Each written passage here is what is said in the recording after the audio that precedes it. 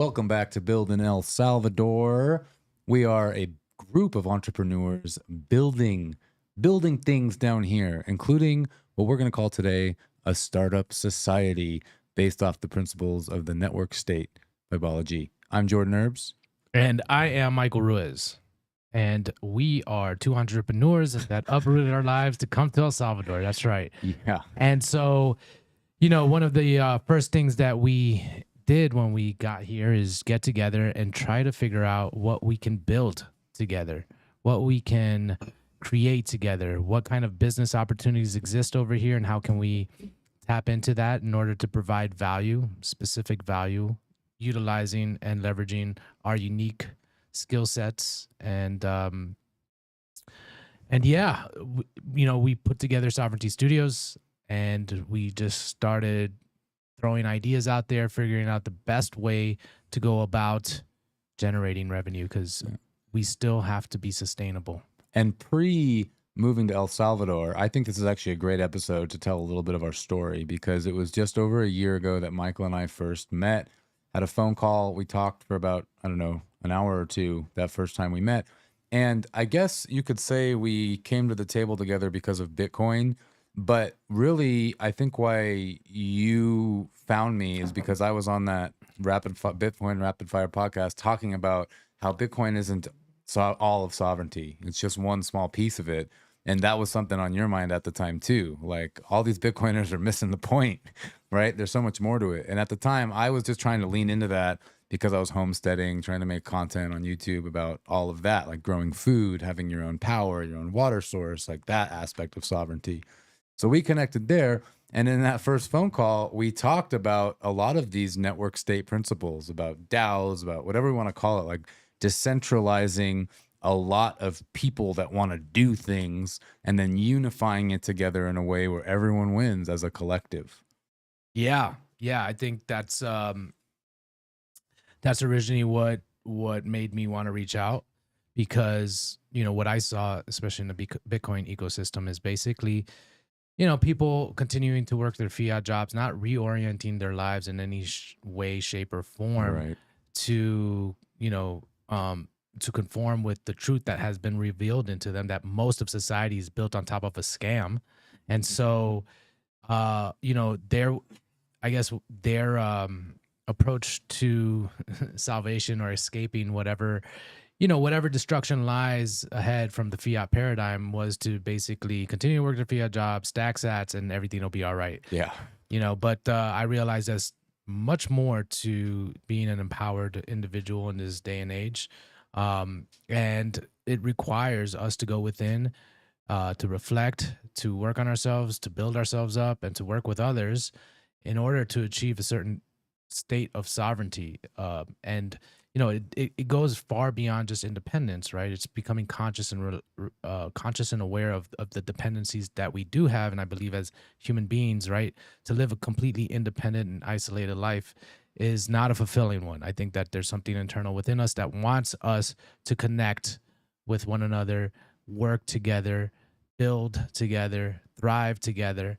And so, the idea of all you have to do is stack sats and you'll be all right never really appealed to me. And so when I heard you speaking to that, idea, I was like, oh, okay, this is someone that gets it, And so that's what originally what wanted me to reach out to you was just to have that conversation with someone else who gets it, right?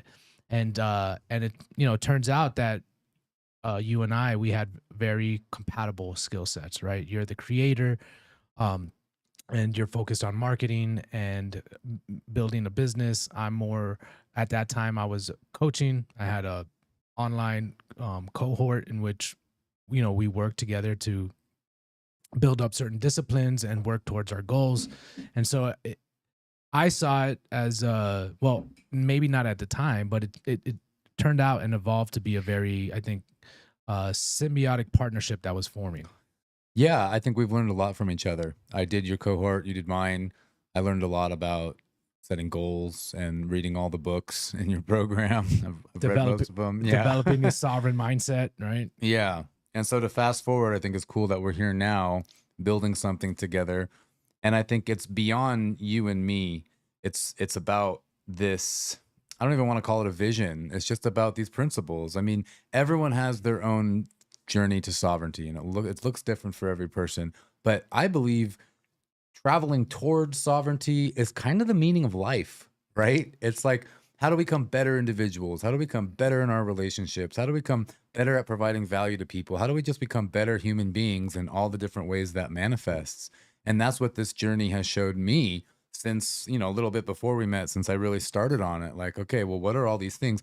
And new doors keep opening. Like, oh, there's that aspect now that it's time to tackle. There's these new things. My communication now. I got to get sovereign over my emotional outbursts or whatever that is. And so there's always these new things to come in and tackle. And when you build as a team and different people come in with different skills, different strong points, then you're able to support each other and everyone gets lifted up in that process. And that's how here the Sovereignty Studios team, the community that's being built, that's what is like playing out in real time. Yeah. So, going back to the story, we're trying to figure out how we can create value, and the idea for a retreat comes to mind, right?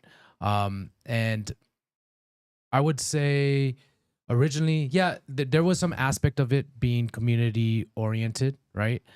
Because we did have the online community that we were starting to form and starting to cultivate. But really, it was a profit seeking endeavor, right? But I think, and so we successfully put on that event, and it was just an amazing time. And this is where I started to realize what we're building, or I started to gain more clarity as to what we're building when, over the events of the retreat, over the course of the retreat, because I started to realize, oh, we're bringing people together and something magical is happening here. So Sovereignty Studios is not just a media and events company. It's actually doing something much, much deeper. And that's what has been revealed to me over the last few days. And I guess that's what we're going to talk about here. And there's already people that have thought about this. I mean, this is some of the concepts that we're talking about. And so we'll bring those ideas in and kind of see where they overlap. Yeah, and just a tiny quick bit of backstory too, which I think is relevant because we are pretty focused on the entrepreneurial journey and lifestyle here, which is kind of rare in El Salvador and even in the Bitcoin space. There's plenty of creators and entrepreneurs, but I think this message we're trying to put out and why we even call it build in El Salvador is like, no, we're not building houses, right? We're building anything, we're building everything, we're building businesses, we're building ourselves, we're building lives. And so you and I had been studying business and all those entrepreneurial, it's a lifestyle, right? It's not just about making a business, putting out an offer, but you and I have been studying that. We've been in communication, for a year, right? It's been a year now, but for 9 months, whatever. And finally, this retreat that we just put on a couple weeks ago was an opportunity to put all of it into action. How can we craft an offer that sells itself? How can we provide ultimate value to people? And I would argue that we succeeded very well. And as it goes in anything you're building in life, once you tackle one milestone, then comes the next. And you see, okay, well, where do we succeed? Where do we go wrong? What do we learn? And then what comes next? And so as to your point, we see what happened. And now we see, well, maybe what comes next isn't exactly what we thought was going to come next right away. Maybe actually we're fast forwarding down the timeline quicker than we thought because this retreat was so powerful. And that's what we want to talk about today is that community building essence of what we witnessed. Yeah, yeah. And I think again, like for both of us, there's always been this in the back of our head. Like this is kind of the direction we're trying to take it, where we're trying to find like-minded individuals and build relationships with them. And for me, it was always prior to Sovereignty Studios or you and I, it was always this idea of like creating some type of, physical presence in which people, like-minded people who resonate with my messaging, resonate with my worldview, can come to and feel welcome. And then like the facilities are built in a way that also uplifts that type of person, so like nice library and all the amenities that you would want in order to work on your sovereignty as an individual, right? So that was always there, but how to get there, and the exact path I was gonna take was unclear, and it just become a lot more clear during this retreat. Like that's what I got out of it, and it felt really good to bring these people together. Like the feedback that we got, the smiles, and it wasn't just like this superficial, like, yeah, I had a great time. Okay, now back to live my life. Like a lot of these people are still connected and they're still engaging with us through the school community. And they're even trying to collaborate on projects. So it was like deep bonds that were formed because I think the underlining idea behind the retreat is sovereignty, and that it resonates with people on a almost a spiritual level. Yeah, it is. You're tapping into the essence of your individuality. And so yeah, with this retreat, I just think that we got a glimpse into what can be formed.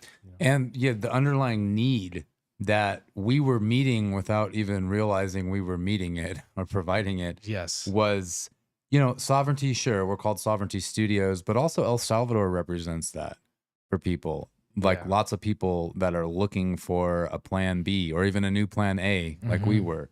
Like, okay, well, let's go check out what's going on in El Salvador because we need to start looking at the exit, the escape, the fire escape uh, Yeah, that's one. in our country. That's always one aspect about it, right? That's like the fire that lights your ass and makes you move, right? I think that a lot of people need a wake up call, and seeing the degradation that's happening in the United States, opening their eyes to that is kind of like a wake up call, but it plays a part in it. But like, one of the things that I wanted to focus on was I didn't want to run from something. I wanted to run towards something. And um I feel like El Salvador is on a trajectory that's going to be very prosperous. And I think that the right moves are being made over here for a society that's built on sound values and sound principles to emerge. And we might be the first aspect of that, or not the first, but we might just be a player in that. I really like that analogy. I don't even know when we first talked about it. Was it with Eric at the retreat? But we talked about this a long time ago when we first came to El Salvador. I was living in Hawaii because I loved it there. It was paradise. There are other people practicing sovereignty in very different ways, but still under the overarching tyranny of a certain government, you could say, or the coming tyranny, whatever you want to call it. And I realized long term, this isn't where I want my kids to be. So I need to make a decision. But I don't want to run from something. I want to feel like where I'm going, there's something I'm going towards, running towards. And yeah, at the retreat the other day, I think it was Eric that put it in that language that really, really resonated. Like when you feel like you're running from something, you're giving up your power. You're like, okay, I can't do it. I'm not a sovereign individual. But when you know you're going somewhere to do something, then it's like you're claiming your sovereignty in that. Hmm. And we've seen it with people that move here, even I think some Bitcoiners that move here, but they move here running from something and they can't land on their feet and it doesn't work. And we've met people that have left El Salvador after moving here because they go back to what they were running from or something because it was more comfortable or easier to find an income. Yeah, that's what I'm saying. If you come here with the intentions to be a part of the ecosystem, to build towards the future, not to run from tyranny, right? You're more likely to find your footing. You're more likely to integrate. You're more likely to, uh, you know, overcome the hurdles that just exist in any transition in life. And I think that mindset's really, really important. It's the mindset that we're trying to attract as well. It's like otherwise our content would all be fear based. Right. Like Yeah. get out of America now. They're trying to assassinate Trump. Kamala's gonna be president. Well, we'd have more subscribers on YouTube if we were doing that. Yeah, well, Just kidding. yeah. Well, fear sells. Because That's it why. plays on our physiology and the ways our brain is wired to Yeah. survive to become the humans we are today. We are instinctively in tune to look out for danger or hostility or anything of that nature, and so like our tensions can be hacked through fear, and I feel like that's what a lot of people do, and then they sell supplements or something like that. Yeah. Well, so let's dive into the retreat and talk about all this community and what we experienced. But first, I think it's a good time to shout out the Adopting Bitcoin 2024 conference because speaking of being part of something, building something, not running from something, that's what this conference is about. It's for the Bitcoiners that want to build, the Bitcoiners doing something, not sitting on the sidelines, not just stacking sats, not just cheering on Trump or whatever. This is the place, the high signal event where the builders come. And so this is happening on, what is it, November 14th, 15th, 16th, that weekend in El Salvador. You can get 10% off your privileged access pass, which will enable you to rub elbows with all the movers and shakers that show up to this conference by using the discount code SOV Studios. That is 10% off using discount code SOV Studios, privileged access pass. And I guess it's time to announce it too. We're also hosting a retreat the few days before the conference. You want to tell us about that, Michael? Yeah, basically, it's just another Build in El Salvador retreat. We're going to take everything that worked at this retreat and we're going to make adjustments to make it even better. And this is going to be our second retreat at the Bitcoin Mansion. Yeah. This is going to be on the coast near Bitcoin Beach. It's going to be near, also not too far from where Adopting Bitcoin is going on. But in general, it's going to be right in the heart of things. And it's going to be a fantastic conference. This conference is going to be amazing. It's and yeah, put it into perspective. Like if that speaks to you, like if you're looking to check out El Salvador as a plan A or plan B, if you know you're not someone that wants to run from something, you want to be a part of something, that whole week is going to be a powerful week down here.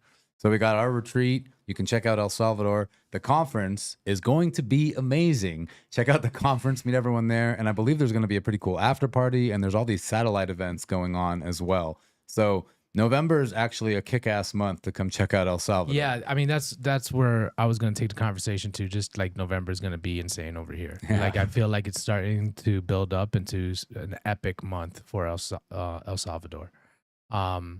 You got Adopting Bitcoin, then you have all the satellite events along with that. Then you have our retreat, and it's also good weather.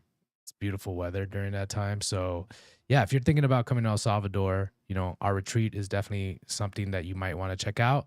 But for sure, you're going to want to check out Adopting Bitcoin, the conference, and then all the satellite events. So yeah, November's the month that we're looking towards right now. So let's dive into our retreat a little bit.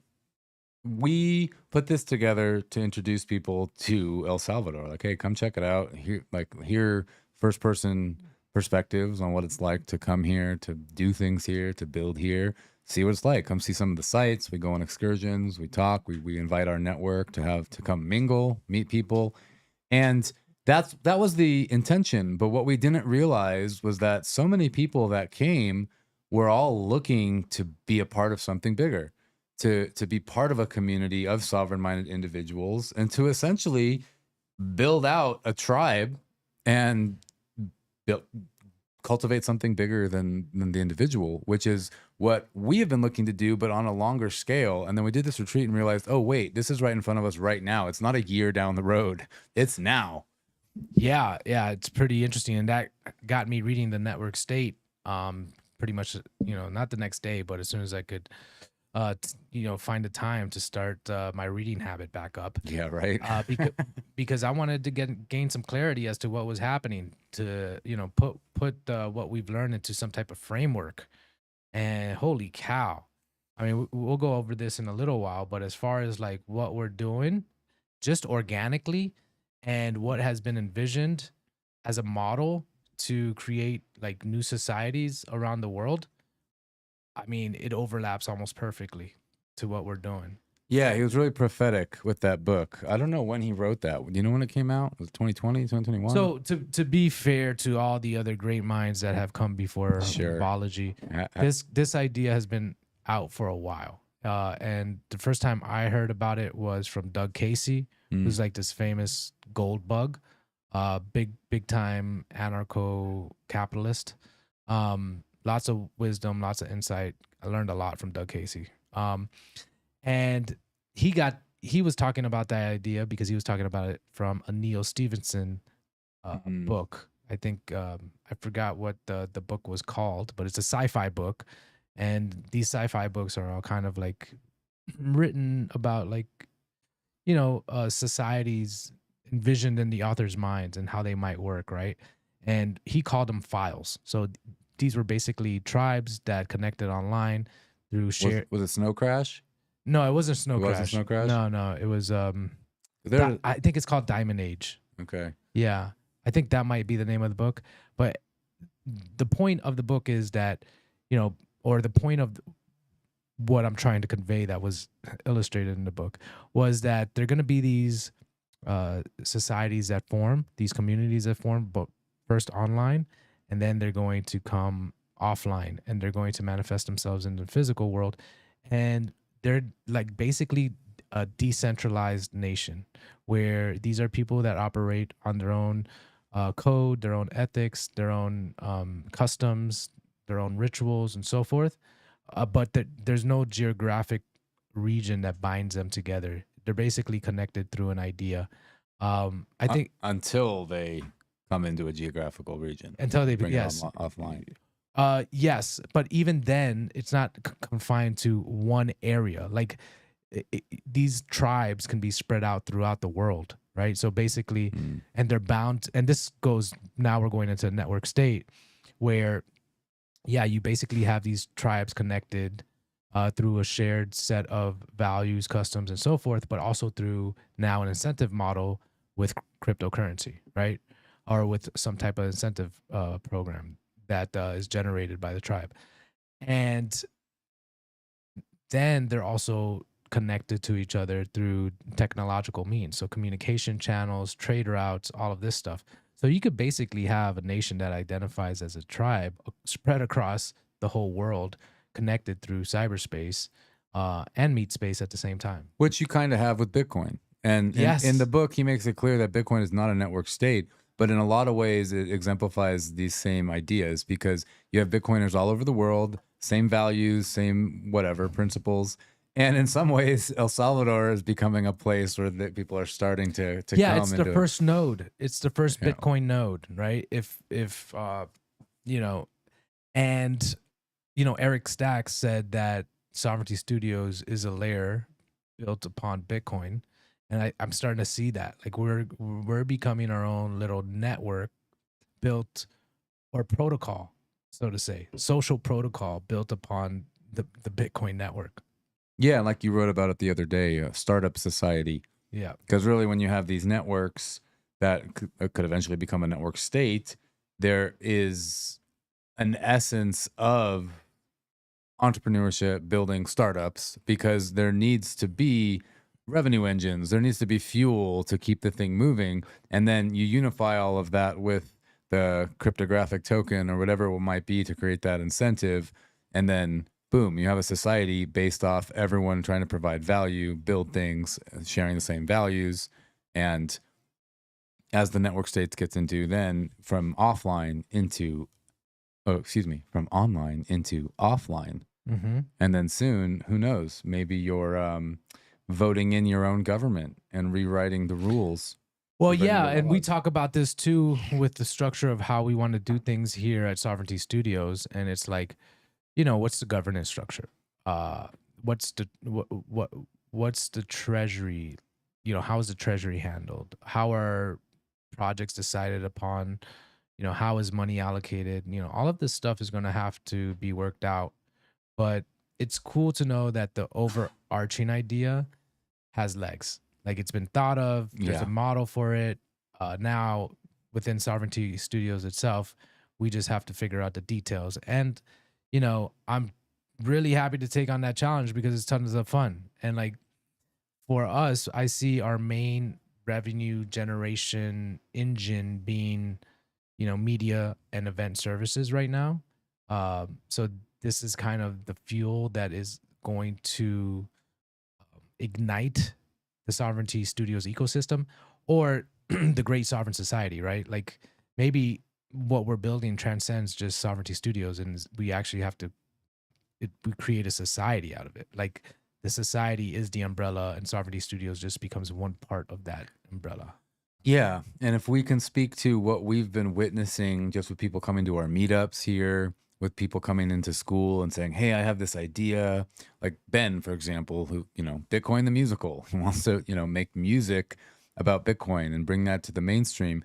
You have, if we're talking about a social movement, so to speak, of people that just share all this and they feel like they're part of it, even though they're not doing this initial revenue generation like the events and media. They're doing something completely different. And as this scales and grows over time, then maybe those other little nodes are generating their own revenue, and yet they're participating or they're contributing to this bigger picture, this bigger vision, this bigger network in their own way. And we don't know what that looks like right now because we're only right here. We're just this small team. Yeah, and also, a lot of people are going to gravitate towards us because of the mission, the purpose, the vision, because we live in a time and age right now where people have been atomized and they want to reconnect. They want to reconnect with themselves, and then they want to reconnect with each other like human beings.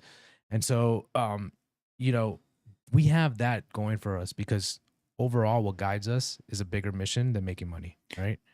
And and so that's going to stick for a while, but eventually we there's going to be, the heart is going to have to beat and blood is going to have to circulate for like this organism to live. And this goes back into what we were talking about earlier, is the journey towards sovereignty is different for everyone, but in a large portion of it is you need to build a business. You can't rely on corporate income, right? You can't rely on these traditional fiat paradigm things for your life. You have to figure out new ways. And building a business, learning how to become sovereign online is like the number one thing you can do for your future teacher. I want my kids to learn that, not go to college.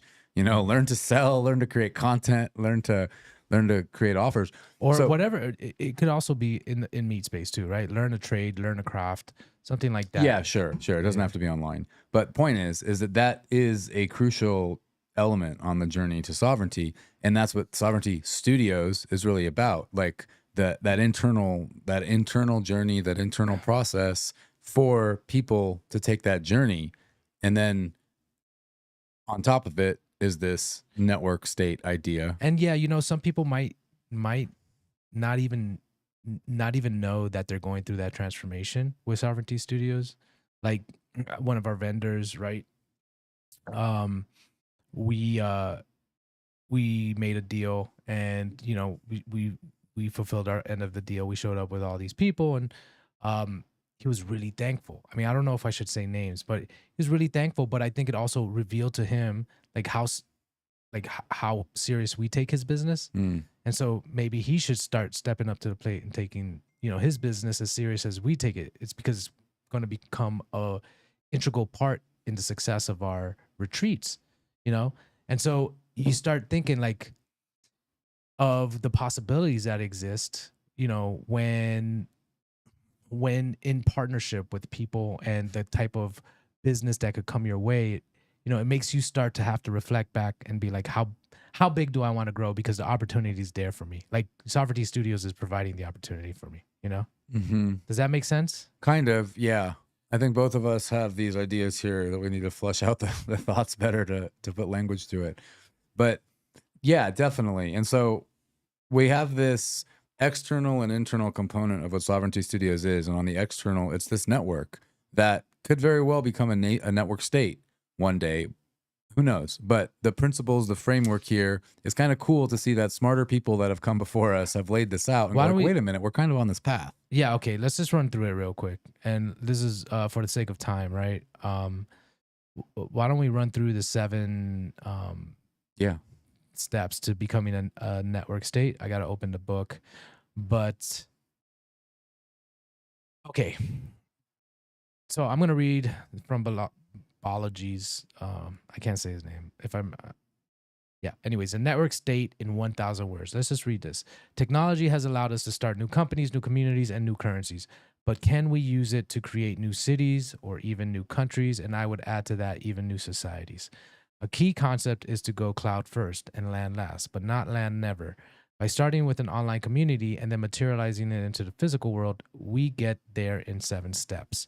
Now, just to stop right there real quick, it just seems obvious to me over the years of being on the internet that, and interacting with people who are like on the same journey, same path, same worldview as me, it's just a lot more enjoyable to be around those people, right? Because like you can skip the small talk and talk about things that are meaningful and impactful to you, you know? And so you don't have to pretend to play nice or have superficial conversations. Like those relationships just naturally with like-minded people seem deeper and more fulfilling. And so it seems to me it would be natural that we'd want to find our friends through shared interests, sharing our interests online, and then connecting in the real world, you know? Yeah, I mean, in the real world, yeah, I mean, we don't need to go over the benefits of why the real world's better. But yeah, want to keep going? Yeah. So number one, the first step is to found a startup society. And this is where I was like, oh my God, is this what we're doing? This is simply an online community with aspirations of something greater. Anyone can found one, just like anyone can found a company or cryptocurrency. And the founder's legitimacy comes from whether people opt to follow them. Any thoughts there? Yeah, well, no, I mean, I think that speaks to your following and like your network and everyone coming in because you're our main marketing face. Mhm. You're the main audience that we speak to, and everyone seems to really trust you, and everyone's all really into what you're doing. So I think that's awesome, and it like we're saying, it fits the bill of the framework. It's like great, Yeah. you're So legitimate. there has to be, yes. So but you're a founder in this as well. And I think in it also, uh, people have to trust that the founders are competent and able to carry out the mission. Yeah, and I guess what I would say is there's layers here, right? Is the top layer is like, oh, Michael's advertising this retreat. Hey, I trust Michael. Let's go to the retreat. And then it's like, oh, Jordan's part of it too. Paul, Matt, they're part of it too. And then they vibe there, like, oh, cool. Like I vibe with all of them. It's not just Yeah. Michael. Or it's like, oh, Michael's an asshole. Why did I come to this retreat? Like, no. And then you keep going in, and then suddenly you become more of a part of the community because that legitimacy has spoken to you. You feel called to be part of it. Sure. Yeah. And you know what? Well, first of all, I worked on myself a lot to get to this point where people can trust me because you have to be a man of integrity in your word and you have to show that you have discipline and skills and all that stuff. But you know, another part of it is the social proof. You know, like I've been going to conferences, I've been meeting people, I've been shaking hands. So I've been trying to put my name out there and gain a reputation. So I think that's a big part of it as well. You got to put some groundwork in, right? To like for people to be able to trust you and want to work with you and kind of follow your lead. So the second step, organize it into a group capable of collective action. And I think we just did that here. Like I think we all realized that with the retreat. Dude, I get tripped out about it. I mean, even talking to Ben the other day, he's like, wait a minute, you guys have only been here 2.5 months? He's like, that's when I first flew here, on this trip. He's like, you got that retreat and party done? Like, all of that happened in just 2 months? Like, it's pretty crazy, huh? Yeah, man, it's pretty wild. And like collective action, I think that we all realize that we can make money and lots of it if we work together. But right now, nobody's making money. And that was a lot of work put on that retreat. And we all had to do it in like good faith that things are going to come together and work out, And we spent money to do it. And we spent money to do it. It's not only that we didn't make money, we spent money. So, yeah, I think that shows that we're capable of collective action, right? Like we didn't get paid to do this and we still came together and put on the freaking best retreat. Well, and just think of the potential energy hibernating in our school community, right? Yeah. And I mean, some of those people came to our retreat and we started to see it and they wanted to, look at maybe no names, but who wants to help us, right? So he's helping us with spreadsheets. It's like people, that potential energy is starting to activate. Like it's the collective action and like no one's trying to do it because they want to get paid. I mean, they probably do. Everyone does, but they want to be part of it. It's collective action. That's why I say, the mission and the collective drive is what we have going for us. But eventually, yeah, there has to be lifeblood pumped throughout the system. But yeah, and we do that by creating value. Yeah, and it becomes a natural byproduct of creating the value and the goodwill. Yeah, I'm looking forward to the day where this is not even a thought. Like the thing is running on its I know, own. right? Yeah. Build trust offline and a crypto economy online. So, begin holding in-person meetups in the physical world. Check. I mean, so next meetup on Friday, everyone. This Friday. That's right. We got to announce it. We need a flyer. Of increasing scale and duration. We need a new flyer. And we have a flyer. So we we actually started, which is kind of cool. It's kind of it's so cheesy that it works. The you know? flyer? Yeah. Um. So Hey, it got 12 people there. yeah. So that's the first one we started, 12 people. Second meetup we start is the retreat that has 30 people plus people. And that's like a meetup you have to invest in to get to. Yeah, It's not just like driving across town. exactly. And then that meetup is a 4-day duration. Well, So- and then plus the party. And plus the soiree party. was what? Did we get a head count? Was it like 75 people? Was it 100? It wasn't 100, was it? more than 100. If we count everyone. Yeah, just the it people was that came more. in I at think the end. I think at the peak we were at like 150, No way. something like that. Yeah, that's crazy. Anyway, but that's a Dude, meetup. they were coming in by the droves at one point, like at 9:30. At the end, once Yeah. the Palo Verde thing and Zante ended, everyone just showed up here, and our security decided to be done. Yeah. So this is the type of stuff that, you know, like, yeah, on the surface, like, our guests saw nothing wrong, nothing like, and honestly, I feel blessed. Nothing went wrong on this retreat. And to like, in our guests' eyes, like, everything was taken care of and handled, but you know how it is behind the scenes, right? You're just putting out fires and dealing with stuff. But even then, nothing was too major. Everything was fine. But It's really incredible how smoothly everything went. Party with 150 people, never thrown a party before, new country, you know, new vendors, new relationships, everything without a hiccup. Crazy. yeah, look, let's get back to this because we don't have much time. So build trust offline and a crypto economy online. So this is our meetups, right? And this is what we're starting to do, and they're starting to scale in duration. Not only are we holding another meetup or another retreat in November, but we also are in talks to have one in January as well. And so these are starting to become real things. And so we're going to, you know, and then when it says a crypto economy online, this is also something that we're in talks to doing, which is creating some type of tokenized security. Yeah. This is the funny conversation to have. Maybe funny is the wrong word, but because it gets people, it puts you on a radar. Like, wait a minute. Crypto token economy, scams, ICOs, all that. When really, as Balaji lays out here, like, it really is a great tool to create incentive, to create motivation. Yeah, I really think it's okay. So obviously, you know, tokens and securities have gotten a bad rap because of what happened when the ICO craze and then NFTs. It went out of control. Yeah, it was just pure scams. And so, yes, you immediately get thrown into this category. However, and we've talked about this, I think what happens here is that, you know, people have closed off their mindset to really interesting things that this technology can do because of that. So they've just immediately categorized it as scam, and they threw the baby out with the bathwater, kind of things like that. But if you look deeper, I think there's all types of ways in which you can energize and incentivize a community towards a common mission and goal. And I think that that's one of the things that we're going to explore. So when it comes to like number 3, build trust offline with meetups and so forth, we're doing it. And now we're in talks with the building a crypto economy online as well. Yeah, we're starting the white paper. The GitHub is now online. I mean, well, just a teaser now, but we are definitely starting that. And then even the sovereign shares program, which is essentially going to be our registered security as we see it, which I think is ironic, right? It's like you take the orange pill, you get deep into the cult, and you're like, forget all the shit coins. You know, we're not being a part of that. But if it's a security and it's registered, then somehow it's okay now because you got the blessing of the state.